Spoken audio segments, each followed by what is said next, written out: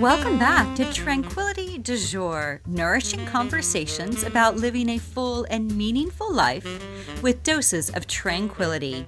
Episode 518. I'm your host, Kimberly Wilson, bringing you tranquility via this podcast since 2005. Now today we're talking with returning guest and fashionista, Lesley Ware, about creating your own unique style, how to shop your closet, and her go-to daily dress-up tips. You can find the show notes at kimberlywilson.com/518.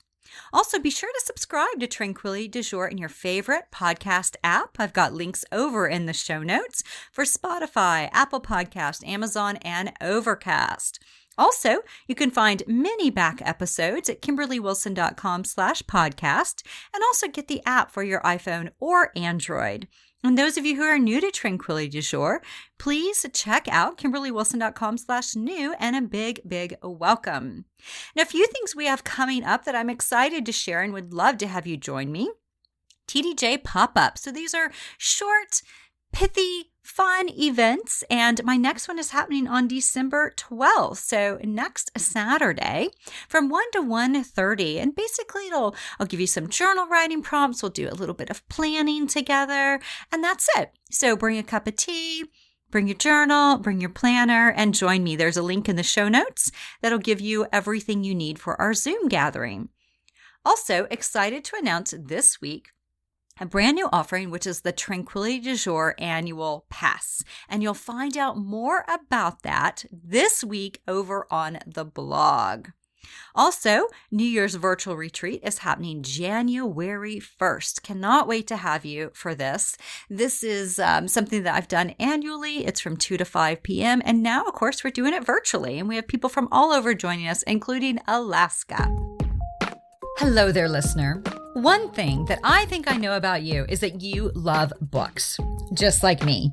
And it can be tricky to find the time to read.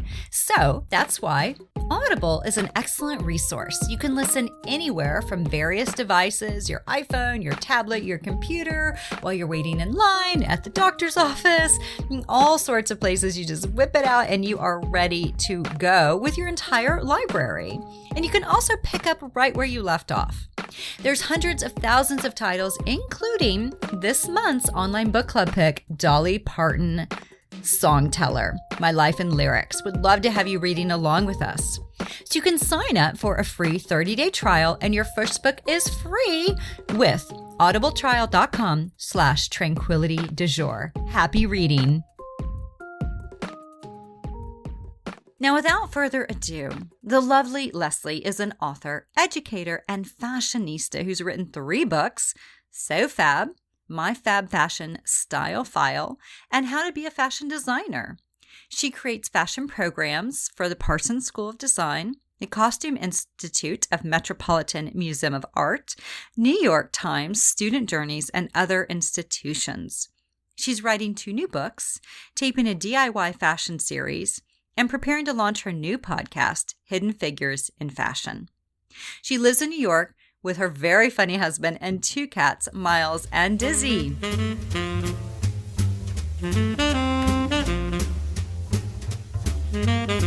Well, welcome back, Lesley. Thank you for having me, Kimberly. This is so exciting. Oh my God, it's so fun. It's so fun to catch up with you and connect. And, I just love following you on Instagram, and I love seeing everything you're up to style-wise. And it's crazy to think, when were you the Tranquility model? Was that like 2011, 2012? Yeah, it was like, I think right around 2012. Yeah, because I was 32. So yeah, it was 10 years ago. Wow. Oh my gosh. Yeah. Well, and it's just been fun to watch your evolution. And, I kind of wanted to chat with you about creating your own unique style. And I know you have some ideas too on your journey on how you got to finding your own unique style. So can you talk a little bit about that? And maybe then we'll give listeners some tips on how they might find their own. Okay, that sounds great. So I grew up in a small town called Muskegon, Michigan. So it's like in West Michigan. And my mom is a beautician. And so I grew up in a beauty salon. And so like for as long as I can remember, before school, I would have to go down because for a while her salon was in our house. And I would like go downstairs and like get in a chair and she would give me these like Shirley Temple curls. And I would just like watch like all the ladies like come in and come out. And so there was just like a lot of like fashion in, like the hair and like beauty industry. And my mom also would sew all of our clothes because she went to high school in the 60s and had to take home ec. And so my earliest memories are going to Joann Fabrics with her and like picking out materials so she could sew my back to school clothes or a dress for the Easter program or like whatever was like happening at church. And so I would get to pick out my own buttons and she would be like, do you want the pink zipper or the yellow one? Or so it was just having that like experience at a very young age, like helping her sew. And then my dad, on the other hand, didn't really like my mom making my clothes because he was like, we can afford to buy them. Like, why would you make them? And so there was a little bit of a tug where he would like drive me to Grand Rapids, Michigan, which is like the kind of big town next to our town. And we would go to Rogers Department Store or Jacobson's or Marshall Field's, and he would let me pick out whatever I wanted. And those clothes were like really beautiful and they felt special. And like a lot of, kids, and I still went to Kmart too, like, but like most of the kids in my town were like at Kmart or Myers, and like I would get to go to Jacobson's or like get Benetton.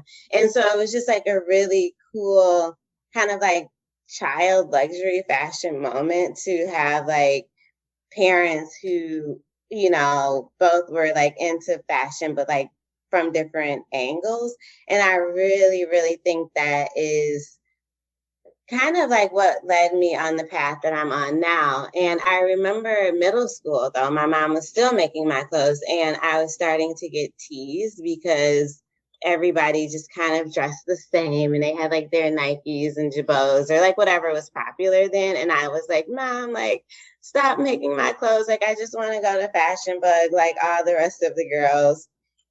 And so she stopped. And then that was kind of when I like fell out of fashion because I just kind of assimilated and just wanted to fit in so like I wouldn't get teased. And so it wasn't until like I went to college that I started to dabble in it again, but it was really moving to New York that helped me like just completely pick it back up and reconnect. And so what would you say New York is just such a stylish city and it's, nothing is like odd there. You see the craziest things. Like I remember shopping at a Goodwill on 25th Avenue. It's a great Goodwill, listeners. And, some guy comes in and what are the little skirts that men wear? The kilts? A kilt, yeah. A kilt. And like big spiky hair and like, one of those necklaces with, spikes, and like these big Doc Martens and this crop top that was mesh. Okay. Oh nobody I can bats. see him. Yeah. You're like, I know that guy, but you're like, nobody bats an eye, right? I'm like, oh my God, I love this, that this man is just like, he's so comfortable in his own skin.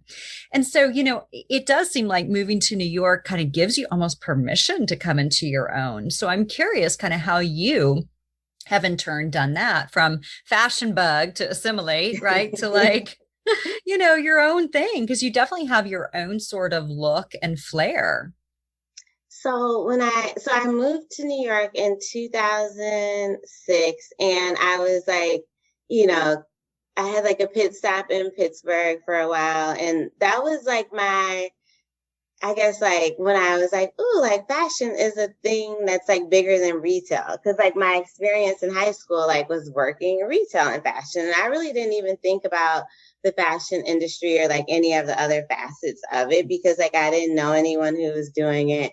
And so I like lived in Pittsburgh and like had like a little taste of, I was on the board of this organization and they would have this like fashion show every year for the fundraiser. And so I would kind of peek backstage and there are the designers and hairdressers and the models. And sometimes people were getting their makeup done on the floor. And I was like, oh my God, like I loved the kind of like the behind the scenes hustle and bustle. So I think that planted like a little seed in my head of this other career, this like other angle of fashion. And then when I got to New York for what I thought was my dream job at the Girl Scout National Office, and it was still like a wonderful experience, but like I thought I got this job, I'm like managing this like national automotive program, like this is what I'm going to do for the rest of my life. And I was like 26 then, which is like weird to think that I thought that that was like it. And I was just really happy, but then also unhappy at the same time. Eventually, like the glitter wore off and like I ate so many cookies and they didn't taste good anymore. And I was just like, I need more. And so I started looking for a hobby because I was just like, I'm just going to work and then going home every night and I need something to do. And Girl Scouts is like right at 37th and 5th Avenue, which is basically in the heart of the garment district. And so I'm a huge Project Runway fan. And I was like, oh, Mood Fabrics is like right on the same, like 2 blocks away from my job. Like I need to take a lunch break there one day. And so it was like a little artist day field trip on my lunch break. And I was just like, oh my God, this is the coolest thing ever. And then I was just like at Mood every like opportunity I could. And I started venturing out to the other fabric stores. And then I didn't even have a sewing machine. And I had amassed all of this fabric and buttons. And my partner at the time was like, what is all this stuff? Like, why do you have like a closet full of like buttons and pins and needles? And I was just like, I don't know. Like these materials are just like speaking to me. And like I had to buy them and bring them home. And so I eventually purchased a sewing machine on Craigslist. It was $35. I went into the heart of like Bed-Stuy, which was kind of scary, like, you know, in 2007 or 8 or whenever I like got this first machine, and it was someone's grandmother's Montgomery Ward dressmaker. And I just sat down and it was just like riding a bike. Like I just picked back up where I left off sewing with my mom in middle school. And I started taking classes and buying books. And then I was like, this is it. Like I'm starting a blog. And that was kind of how like Creative Cookie was born. And I didn't even realize at the time that it was like kind of like a fashion-y craft blog. I would just sew things and then post them or say, hey, I bought this new fabric. And it was really cool because like at my job, like I felt like I wasn't able to have like the level of like control or like autonomy to do what I wanted to. But then I would come home at night and like make something and like post it on my blog. And it just felt like so liberating. And I was like, this is like where I'm supposed to be. And so that was like kind of the birth of it all. And I just haven't stopped. No, you haven't stopped, honey. You've got 3 books. You're, creating fashion education programs for Parsons School of Design, the Costume Institute at the Met. I mean, come on, honey. Like you're doing amazing stuff. Thank you. And I'm sure your style probably continues to evolve. So for our listeners that are like, I want to know what my style is, or I want my style to evolve and grow, or I want to pick up a sewing machine. What advice would you give? I like to really like just look at patterns and like see like what are those things that are kind of like repeating. So like, for example, if you go look at my closet, and it was probably the same way 10 years ago, but I wasn't paying attention to it. There's lots of polka dots. Like for some reason, I'm drawn to polka dots, but like I didn't notice it until maybe like 3 or 4 years ago that like I'm definitely like a polka dot girl. Like that's the prominent like print in my closet. So I would say look at the patterns. Also look at like the things, or think about the things that make you feel good when you wear them, and like pay attention to like what those like materials are, so that you can like get more of them. And then that like kind of like eventually starts to like build your style by just like looking at like what you're just naturally drawn to. I would also say, and I mean, you don't want to completely go by this, but like I pay attention to what I get compliments on. Because you, of course, you just want to dress for yourself, but then like sometimes people can see something that maybe you don't see. So like whenever I wear pink, like people are like, Lesley, like, oh, you look so cute today, or like, I really like that pink top on you. So I think just listening to like what other people say too, because like maybe they're seeing something that you don't see. And then a third tip would be like figuring out like what your thing is. And like I really love glasses. And I think 12 years ago, I was like, no more contact lens exams. Like I'm just gonna double down on glasses and like make them my logo and kind of make them my thing. But like everybody can have like a different thing. Like it could be like a statement ring, maybe like cute earrings, or maybe it's like a red lip or whatever. Like, but just figure out like what your thing is and kind of like be consistent with it. I think also just gives you something to build your style around and to make you memorable. Like I'll go places and people just recognize my glasses, like, and they'll be like, I know you from somewhere. And now like I switched to a different frame, but I used to have this one frame called Evergreen, which you've seen, Kimberly. And like, that was just like my frame for like 10 years. And then I recently decided like, okay, like you can still wear that, but like, let's, kind of let go of that one and find like a new frame. But, I think it just helps to like establish you and like make you memorable. And you don't have to like be Anna Wintour and like only have one hairstyle. Like you can switch it up. But I think figuring out like what your thing is like a helpful nugget, like on figuring out your personal style. Yeah, I love it. Right. So we've got Anna Wintour hair, we've got you glasses, we've got kind of red lips, we've got signature kind of cocktail ring of sorts.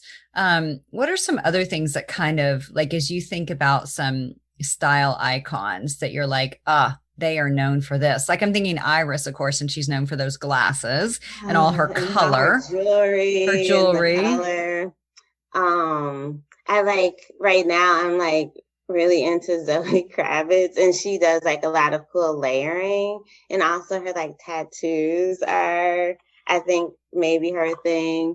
Who else is like really good? I love Chloe Sevigny. I feel like I'm trying to just think what is her style. It's just kind of like cool t-shirts and denim. Like when I think of her, yeah, I feel like some people like to switch it up a lot. Like, I don't know. That's like a really good question. Like, I'm trying to think of like more iconic. I mean, of course, like Andre Leon Taylor, who you just read his book in your book club, which I still need to get. He wears his like caftan. Totally. I was just thinking of him and caftans. Yes. I think his birthday is today or tomorrow. I need to check. Love him. I mean, yeah, me too. Yeah, great look. Yeah, absolutely. Yeah, because it's like, for some people too, it's like always having, a scarf, I think like a little neck scarf of sorts or a head scarf, or somehow that they're wearing a scarf. Yeah, I mean, some people, like I notice, like really like a good coat, and so they'll like invest in like really nice outerwear. I also love Converse a lot. Like I'm discovering, and I mean, like the girl on the cover of my first book, I was like, can she be in Converse? And this was like 6 years ago. And now I notice like I always like just have like a pair or two or three of Converse just because they're so comfortable. And I feel like I can dress them up and dress them down. So like it could be shoes, like maybe, your thing is like a red shoe and like you wear that like as much as possible, which I think could be really cute. So yeah, I think like figuring out your thing, and then like, you know, I think experimenting and like not being afraid to try new things. And I feel like when I was modeling for Tranquility, I was so shocked at like how like some of the things that I got to try on, because there was all these different silhouettes and like pieces. And I was like, oh, like this tube. There was like this one dress that was like a tube top dress, and it looked so cute. And that's like something that I would have never thought to wear before. But because like I was wearing it for the shoot, then I was like, oh, like maybe this can be something that like I'll wear again and again and again. And like now I love tube tops. Like who knew that like they were cute? So it was just like getting a chance to try different things and like experiment too is like super helpful in like figuring out your unique style. Because I think some people might be like afraid to like try new things, and it can be expensive too. And so you just have to figure out like how you can do it. And so maybe it's like going to the Goodwill or trying a subscription service, or, you know, borrowing from a friend. Like there's ways to experiment without like making like a huge commitment. And making your clothes. Yes, right. Everybody, please make your clothes. Oh my gosh, I can't believe I didn't even bring that up. And upcycle your clothes.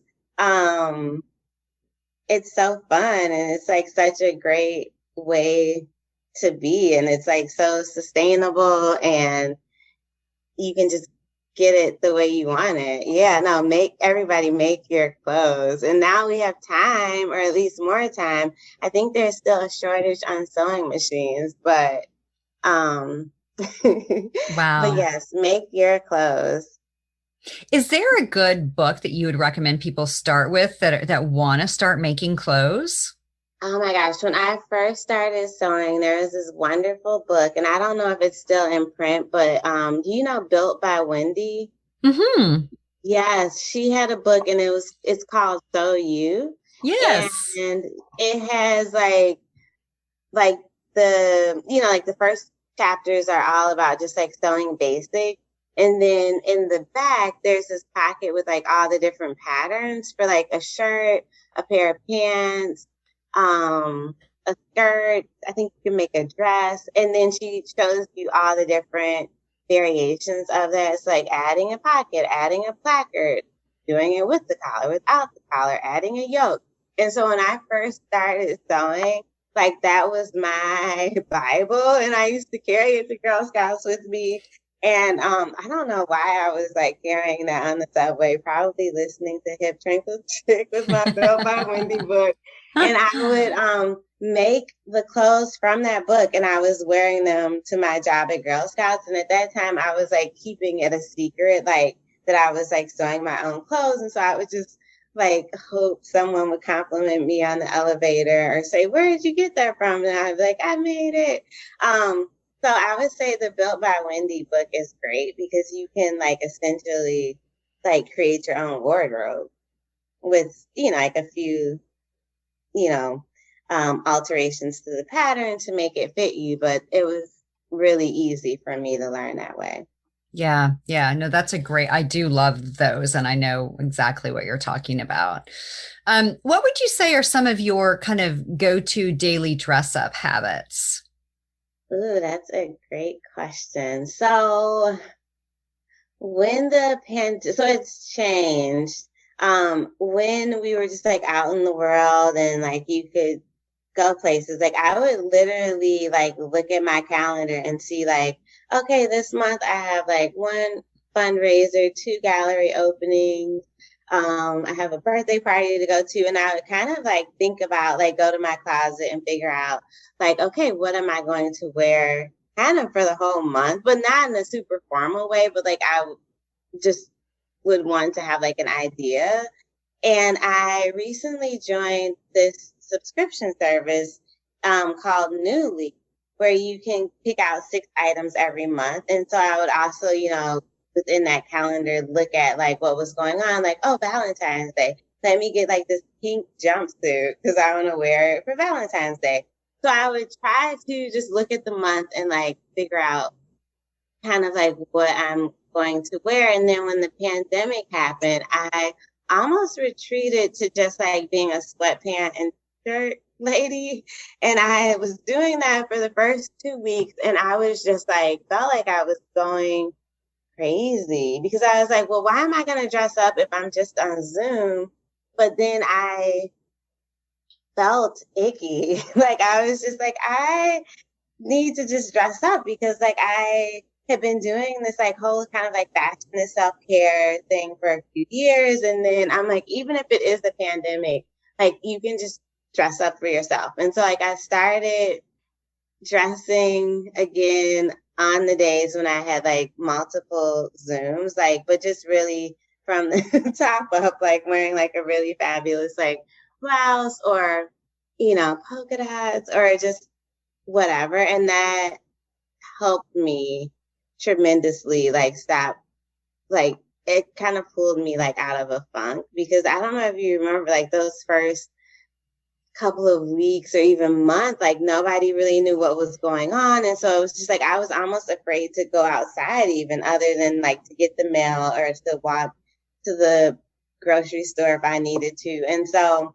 dressing just to be at home, like really like made me feel a lot better. But yeah, it was just really about wearing like a cute top. And then I also had to figure out something to do with my hair because like I couldn't go to the beauty salon. And so I watched a lot of YouTube videos to learn how to just like braid my hair, which I had never done before. And so it took a lot of like, just like trial and error to figure out like how to dress for Zoom and being in the house. And then my therapist, I guess in late April or maybe early May, said like, you can get out the house. Cause I was only leaving like once a week.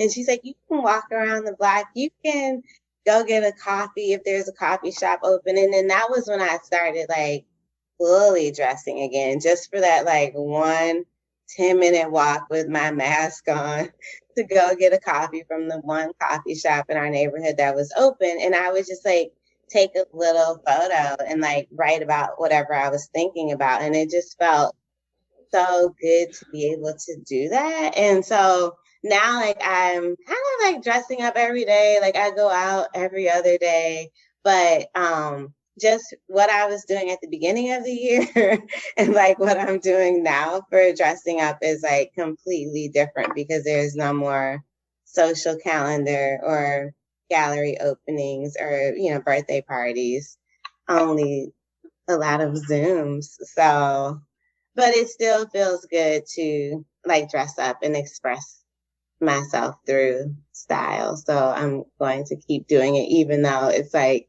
you put on a really cute dress for like just to walk around the block in one meeting, but it makes me feel better. And I think people on the street notice too, like, oh, you have on color, or like, you know, it's just a nice break from like everybody in sweatpants in my neighborhood. Like I don't live in a super chic part of New York right now. So like it's like mostly sweatpants in my neighborhood. So I try to just like break up the monotony with a fun dress or something when I can.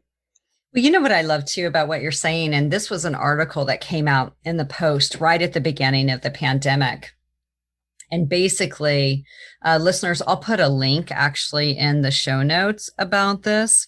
But, you know, it was this great thing that's basically like, you know, our clothing tell a story. And what is your story when you're wearing sweatpants at home, right? And and it was like way more eloquently put than what I'm saying. And it wasn't like a you know, shaming thing for people wearing sweatpants at all. I think it was more about like, you know, since our clothing are, you know, can be such an important part of our identity and what it is we want to project to the world, you know, how is that going to be different when we're at home and we're not paying attention to that? Like, you know, and as you said, you know, it can affect your mood, you know? And so, how do you find that balance, right? Of like, okay, no one's going to see me, or, someone's going to see me on Zoom from like, the chest up. So what can I do to feel like, oh, I'm kind of pulled together? Versus like just doing it for yourself or your partner because you feel like, oh, I just want to feel, like I just want to put on a dress, I just want to feel like I'm out of my leggings, even though I love my leggings and I live in them, but if I do put a dress on, I usually put a dress over my leggings because I don't want to get out of my leggings. Yeah, I'm wearing leggings right now. You are. Another thing you just made me think about when you said that about the article too, is like, I would say people should take a photo of their outfits right now, because right now it seems like insignificant because like we're in it, but 10 years from now, 20 years from now, you're going to want to know like what you were wearing during the pandemic, or maybe it becomes like a part of your like family's fashion history in some weird way. Like maybe children will be looking at this picture in like 50 years. I don't know why, but like, I think it's just like important to document like what you're doing and what you're wearing, because it could be important for the future too. So yeah, take a picture of your outfits, everybody. Totally. And it's like also just documenting this time. I mean, hopefully, God forbid, we're not going to live through, we're not going to have another pandemic in our lifetimes, but it is kind of like a pretty unique experience that we're going through. And so even like a journal of sorts, right, that is like a photogenic, a photographic journal where you do have like your clothing, or what are you eating, especially if you're not leaving the house for like a week, what are you eating? It's like these sorts of things are just, I think we're in it, so it's hard to see the forest for the trees, but I think it is an important thing to be documenting. I agree. Now, one of the things, Lesley, that I'm curious about that we talked about before we began recording was shopping your closet. So can you tell us a little bit about that? Because I think for a lot of listeners too, they may be like, I don't want to go buy new things, or, or maybe I do. I want to go to the thrift store, or I want to get some new pieces, but it may be more of like, I want to shop my closet. Like, what do I have in there that I could create looks and outfits from, or pare down into a capsule wardrobe? And so I'm curious how you shop your closet. So I love to make my closet look like a little boutique, or like it's like actually like a shop. And so when I have time, and I mean, like I have like a tiny New York closet. So I mean, there's like a bar and like a shelf, and then like room on the bottom. And then I've like added some hooks, but I really like to go and just go through it and like color coordinate everything, and like fold all my jeans almost like the way that you would see them displayed at your favorite store. So like kind of like the 3-fold, the way jeans get folded. So I love to just kind of like make my closet look like a boutique. I like to color coordinate things, or like kind of put them together by item type, or like I'll do different kind of categories of like how I'm like organizing them on the rack, because then it helps me like pull together outfits in different ways, or put things together that I wouldn't normally put together. So it's like a lot of, or like see things that I can layer on top of each other, like just seeing them like all in the same, everything black that I have in my closet, like all in one section. And I'm like, oh, like there's this really cool, like long sheer black dress. Like maybe I can layer it on top of or underneath like this sweater. So I like to coordinate my closet by color mostly, but then sometimes I'll do it by item type, or even by kind of like the weight. So just kind of playing around with like how you hang the things in your closet. And I think having some like intention around it. I also like to sometimes like hang a necklace or like an accessory that like I haven't worn recently, like just on a hanger with a top. And, when I pull that top out, like the necklace is like already there. So it's almost like a nice little surprise. And then like I'll wear them together. I like to, on top of my dresser, like I have these little baskets that I think I got from like IKEA and a mirror. And I just literally like will take the earrings that I'm wearing now, and I'll just like lay them like on that mirror like they were at a store. And like and I'd have to like say, hey, like, can you help me like look at these earrings? Like I just display them. Yeah, almost like you're just shopping, because it's just more fun to go to your closet and look at it when it's like really pretty versus like when everything's just like kind of thrown on hangers and the hangers are like all over the place, which is how my closet looks right now because I've been so busy. I haven't had time to like keep it like maintained and like organized. So this weekend I've like blocked off like 3 hours to just really give my closet some love. So I'm going to play some music or watch Queer Eye and just like organize my closet, because I find that it makes a big difference and it really makes me happy when I can see everything and it looks good and can just come up with new combinations and because I don't think you have to like buy a lot. Like a lot of people probably have everything that they need, or maybe when you're going through and you're organizing your closet, you see something that you can upcycle. That I'm looking right now at this jacket. There's this jacket that was in my closet, and I was like, I really don't love that jacket, and I have like all these patches, so I'm just like sewing like this is just like gonna be my like happy jacket. It's kind of weird, but like I just put all these like patches on the jacket so that it doesn't just sit there not doing anything. Like I'm just making it into like a little art piece. So I think too, like going through your closet will help you figure out like what you need to get rid of or like swap or upcycle too. So I think it's like I think I'm going to start booking like an hour after I get my closet under control this weekend, like maybe even like an hour or two every month, just to like maintain it and like keep up the habit of being able to shop your closet like it's a real boutique. I love it. Yeah, those are great ideas. And I think the reminder too of upcycling or, altering or, taking I've taken a lot of my long skirts and made them midi skirts. And, there's just little things you can do that just like, I don't know, just spices it up. And it's like you have a new piece, but it's not, you didn't have to buy anything new. So yeah. Like added trim. I love to swap out the buttons, like on a, plain white button down shirt that you're like, like this is fine, but like it needs a little more pizzazz. Take it off and put like pink vintage buttons maybe that you find at Salvation Army or that you just have like lying around. Like just those little tweaks can like really help you feel different about something that you may find boring. Totally. Totally. Well, wonderful. Lesley, any final tips kind of on finding your unique style for our listeners before I ask you my last question?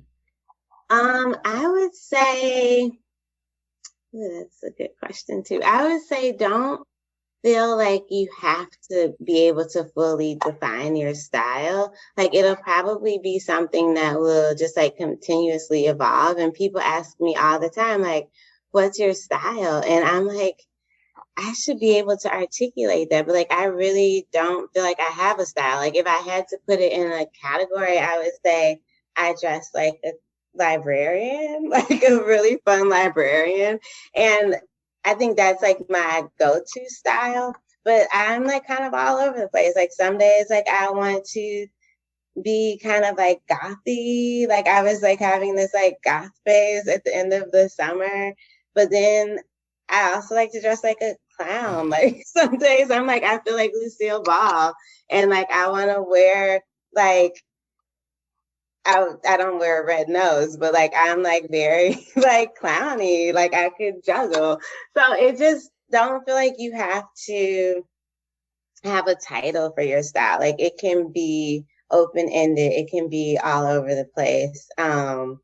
As long as it makes you feel good and you're using fashion as a tool and not something that makes you feel bad or makes other people feel bad. Like, I think you can decide like what your unique style is. And like, yeah, it doesn't have to have a title. It can just be you. Can be eclectic, right? It's like, depends Yeah. on the mood. Exactly. Well, so my last question for you, Lesley, which you probably know what it is because you've been on the podcast before, is the name of the podcast, Tranquility du Jour. So how are you finding tranquility in your everyday right now? So I am reading a book, and I know everybody who listens to your podcast loves books, or like books are kind of like the theme. So I'm trying to figure out how to read more. And I am reading The Vanishing Half right now by Britt Bennett. And so that's been a lot of fun to just like walk dressed up and sit somewhere and read my book and have a coffee. So it's been my outing. I'm also watching the Great British Baking Show. There's like a new season on Netflix. And I think today is Friday. So I might watch it after this. Like, so that brings me a lot of joy. I'm also doing, since I don't feel comfortable going back to get a manicure just yet, I've been doing these like stick-on kind of gel manis. And so I set a mani day every Sunday night. So I'll just sit and do my nails and like have tea. And then what else? I think the last thing is I have recently started taking vocal coaching.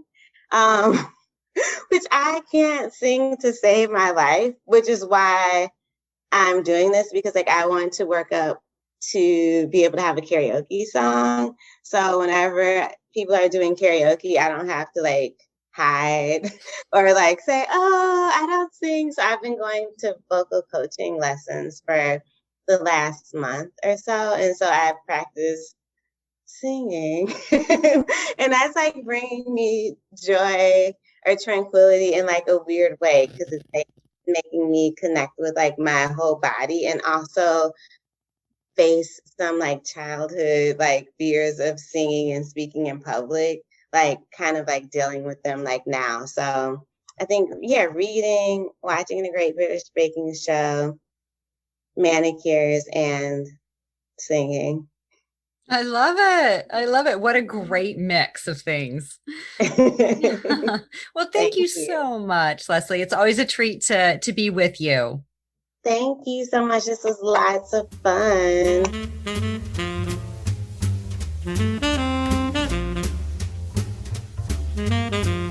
Over in the show notes, again at KimberlyWilson.com/518, you will find a link to Lesley's website, her Instagram, her Facebook, Twitter, her books, and a link to our previous podcast interviews, part 1 and part 2, all about SoFab. There's also a link to the Washington Post article we mentioned, Our Clothes Tell Our Story. Thank you, as always, for inviting me and my guest into your homes, into your ears. It's always a treat to be with you. And a gentle reminder, we have an online book club. Would love to have you read along with us this month. It's Dolly Parton's Songteller, My Life and Lyrics, which is a gorgeous, gorgeous book. And there's a link in the show notes to the Tranquility du Jour Insiders Facebook group where we will be talking about the book. Also, a link to get weekly love notes straight to your inbox. It's invites, inspiration, updates, treats, etc. All sorts of fun stuff. Also, there's a link to my books and planner for those of you who would like to do some Tranquility du Jour planning for 2021. Also, a link to my Facebook, Instagram, and YouTube. My eco-friendly fashion line, which Lesley has been a model for many seasons ago, is in the early, my goodness, I think it was 2012 she was our model, and she was so beautiful. So if you'd like to shop seasonless, vegan, locally made eco-friendly fashion, a link for that, KimberlyWilson.com/TDJ. And finally, if you have a moment to share a review of this podcast on Apple Podcasts or any of my books on Amazon or Goodreads, I would be so, so grateful. And details for that are at KimberlyWilson.com/review. All right, wishing you a beautiful, beautiful week ahead, a smooth launch into the holidays, and thanks for being with us. Namaste.